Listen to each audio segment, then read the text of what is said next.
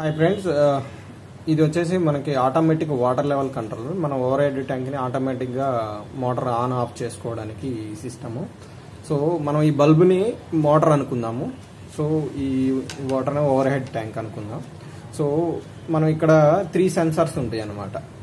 3 sensors hire లెవెల్కి, లో లెవెల్కి.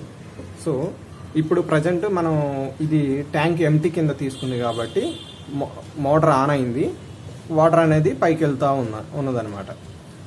ఓకే, ఇప్పుడు ట్యాంక్ నిండుకుంటూ లోయర్ లెవెల్ సెన్సార్కి టచ్ అయింది. మనకు లోయర్ లెవెల్ సెన్సార్ టచ్ కాగానే మీడియం, అంటే వాటర్ మనకి మీడియం లెవెల్లో, అంటే ట్యాంక్ మిడిల్లో ఉన్నట్లు అనమాట. సో అలా వాటర్ నిండుకుంటూ వచ్చేసి హై లెవెల్ సెన్సార్కి టచ్ అయింది. హై లెవెల్ సెన్సార్కి టచ్ కాగానే మనకి ఫుల్ అనే ఇండికేషన్ వస్తుంది, మోటార్ ఇక్కడ ఆగిపోతుంది.